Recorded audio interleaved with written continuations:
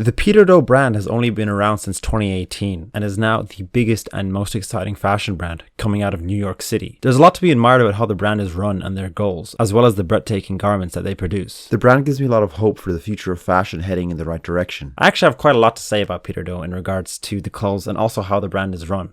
So this should be interesting. Let's talk a bit about backstory and then jump into the juicy stuff. Is that cool with you guys? Peter Do, the man, not the brand, was born in Vietnam and emigrated to the US when he was 14. He started out in Philadelphia and then went to fashion school at the famous Fashion Institute of Technology in New York City, which now that I'm saying out loud is a weird name for a fashion school, right? Why is it an Institute of Technology?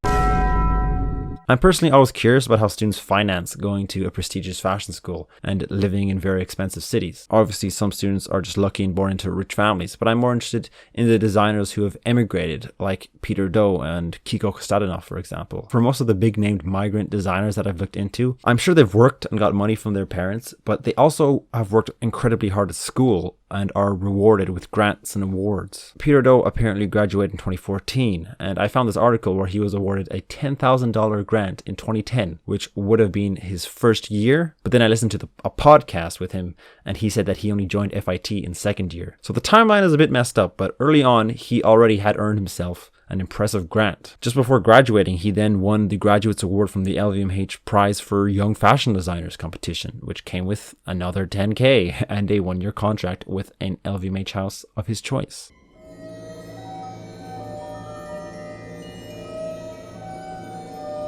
So clearly Peter worked very hard. In the podcast, he mentioned how he always just did more than he had to, and when it came to these young designer competitions that came up yearly, you would need a whole collection to participate, and Peter would already be prepared as he frequently produced way more looks than he had to, which put him ahead of his peers, I guess. His work ethic and rise reminds me of Kiko Kostadinov, who was also an immigrant and had to work very hard just to get into CSM and was rewarded with grants and also a collaboration with Stussy, which he used to finance his studies. So if you're an aspiring young fashion designer, these are the standards if you want to reach the heights that these guys are reaching. I know it's intimidating, but personally, I'm inspired by their stories as I'm an immigrant outsider guy interested in fashion, so I guess now I know that it's possible. Another lesson to learn from Peter's rise is the amount of time he took before starting his own label. Everyone wants to be a fashion designer or a creative director is the more sought after title, and they want their first brand they make to succeed, having no previous experience with a brand. Frankly, it's hard to run your own business while also learning on the job. Peter was lucky enough to win the LVMH Graduates Prize, and so he got to work at Celine, and then later he worked at Derek Lam. At Celine, he said he learned how to dress real women who actually wore luxury clothing, which was extremely important and something that isn't taught in fashion school, really. Between those jobs, he even took a couple of months off from fashion to give himself a break because he was feeling overwhelmed and isolated while working in Paris at Celine. He wanted to see if he would miss fashion during this break, and surprise, surprise, he did. So what should that tell you, huh?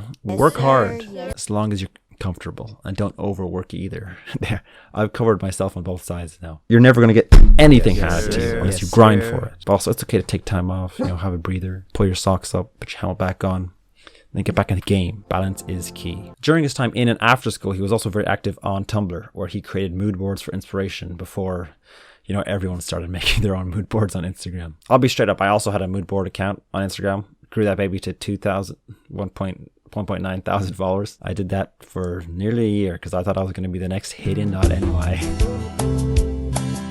But anyway, Peter obviously did his mood board and stuff for himself, and he gained an authentic following as well as good friends because of it. And then Peter and his following naturally migrated to Instagram when that got popular, and that kind of explains why Peter Do has so many followers on Instagram relative to how young the brand is. The brand hasn't been around long, but Peter Do the person has, sharing the process and behind the scenes of his work the whole time. But finally, in 2018, Peter Do co-founded his eponymous label with a group of his closest long-term friends that he met on Tumblr. He mentioned how they all had to learn how to run an actual company off YouTube. But it's clear to see how Peter Do went on to be as successful as it is today with so much work put in behind it. He was 27 when he started and had created a long list of contacts and had so much experience leading up to this point.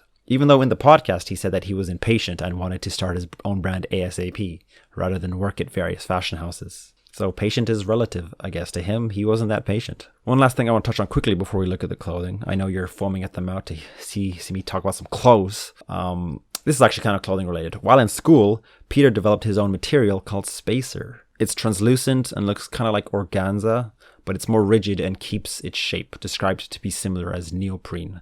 which is the stuff that wetsuits are made of. He worked with a German mill to develop it, and it's based off an industrial material not typically used in fashion.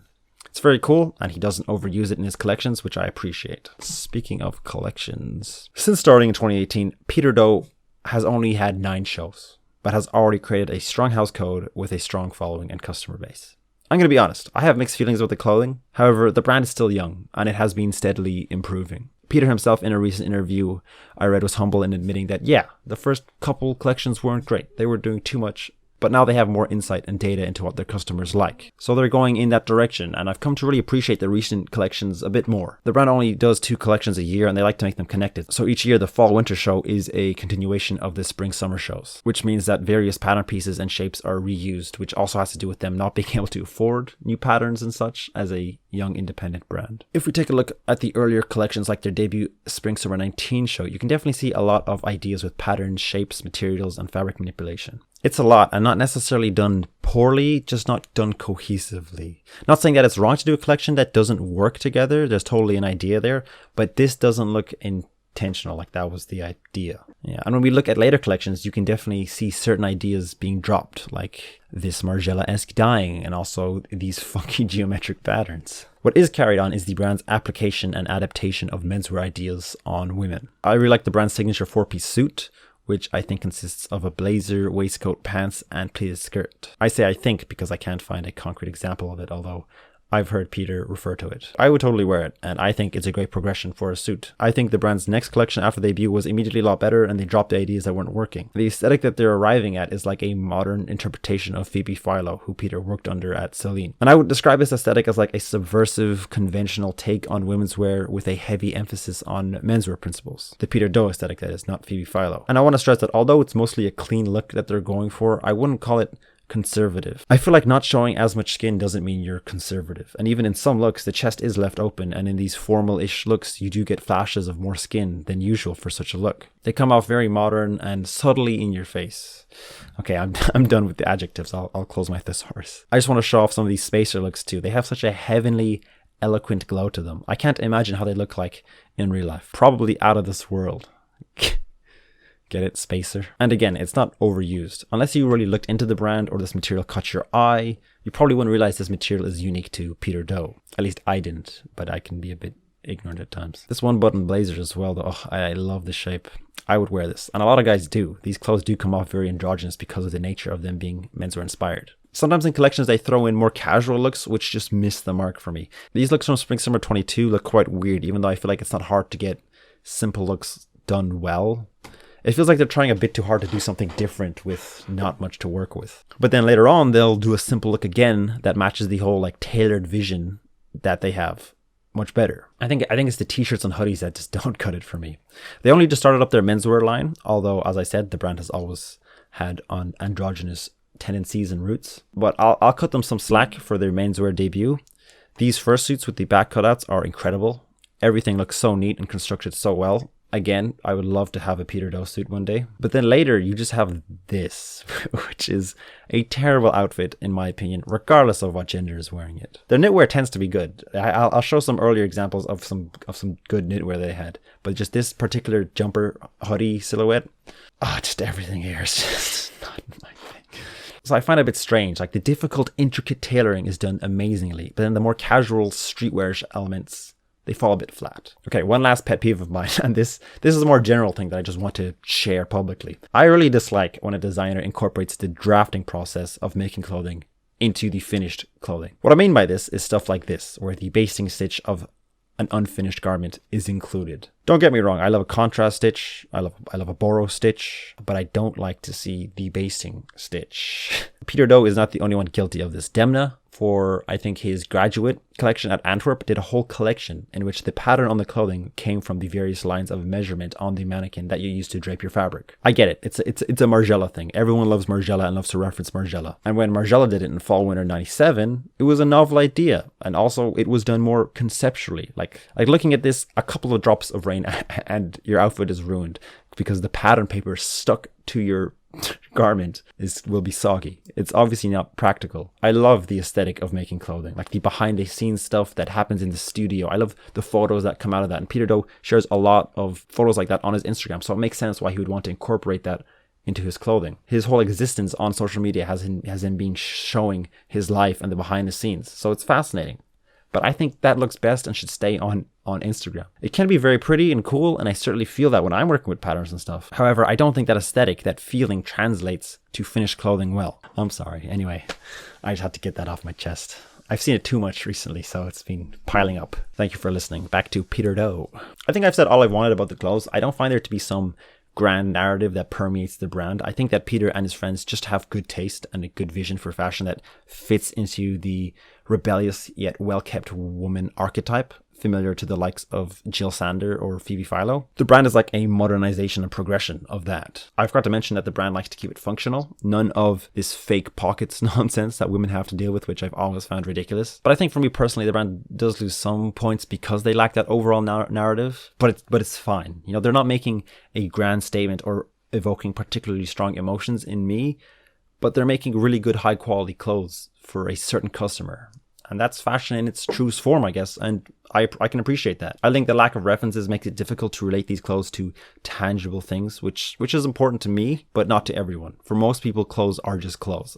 I get it. I like a mix of intuition and reference material involved in the design process. In the lane of fashion that Peter Do occupies, they actually take it one step further by making all the right choices in their vision for fashion as a whole. Okay, now I want to touch on how the brand is run, because I think that the way that they conduct their business and their goals for it is very admirable and reflective of the views of these socially conscious younger people of today, like myself. Their approach to sustainability is pretty ideal to me. They only do 2 collections a year, which I know sounds like a lot, but these days fashion brands do like resort and pre-fall, as well as dropping various capsules throughout the year. That's 4 collections and more. Peter Do does not plan to do more. When it comes to materials, they reuse materials from previous years that don't get used. Nothing is going to waste purposely. But most importantly, they also make sure to use the best quality materials that they can find to encourage people to find that sense of value and longevity in their clothes. Their clothes can also be worn in multiple different ways so that you can reinvent them and wear one piece in a range of ways rather than buying new pieces. During the podcast I've referenced throughout the video, Peter brought up the point that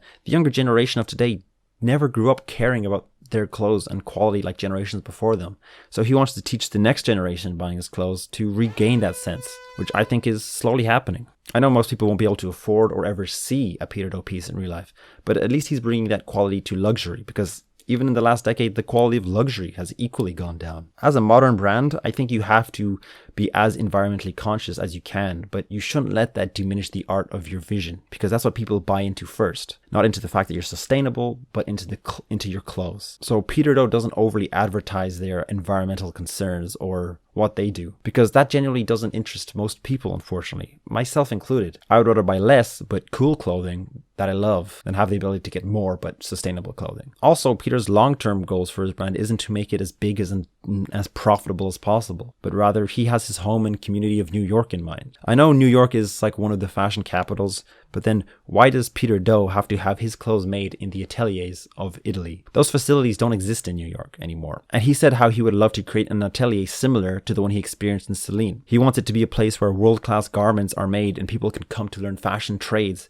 rather than going to a fashion school. Because truthfully, not everyone should be a creative director or a lead designer. The role of the seamstress or pattern maker is nearly as important. And again, with the rise of fast fashion, those facilities have been missing from New York. For people to get their clothes well tailored, or for designers to get their clothes made locally, and just for people to learn the trades at a world-class level. It's not easy anymore in New York. And that's why there aren't many high fashion brands based there. Now, this goal is not set in stone. He just mentioned it at the end of the podcast. There's a long way to go, but it's admirable to hear someone younger at that, who is the future, have a relatively small and meaningful goal for their community in mind. He doesn't want to be the biggest, most successful designer out of New York or the world, or change the fashion industry definitively for the better. Because realistically, those things take a lot of time, and making a more positive impact on the world starts with smaller goals, like opening an atelier locally. So it was refreshing to hear him express this more realistic goal that isn't based on making more money, but creating a community. You can see how Peter's community driven and how he works so closely with his real friends and doesn't put himself at the front of the brand. He always hides his face in photos, because I believe that he doesn't want to make it all about him, but about the people who make the clothes. Another thing to back this up is that while he worked at Celine, he couldn't speak French, and so he found a lot of comfort in the atelier of the brand, where many Vietnamese seamstresses worked, and so he doesn't want to forget them. So for all these reasons, and regardless of my petty quarrels with insignificant details regarding the design process and the clothing, I think Peter Do is a brand that the fashion industry, the fashion consumer, and the world desperately needs more of. A step away from individualism, a step towards collectivism, towards a good sustainable approach, and towards well-designed clothes with utility. Not to mention it's a brand that runs independently without the help of some fashion conglomerate, which is what I'd love to see. It's good to see brands like that finding a lot of success, such as Jacquemus as well, who have no plans of being bought out. Those are my thoughts. Thank you for watching. I have a Patreon if you want extra videos. This week's video was a tutorial on everything you need to know about buying clothes from Japan using proxy services. So check it out if you want. I got a new video on there every week, all about various fashion topics. Why am I wearing this tuxedo shirt? It's for a Halloween costume. I'll put it on screen if it was good. If it didn't turn out good, I'm not going to put it on screen. I hope you had a good Halloween. See ya.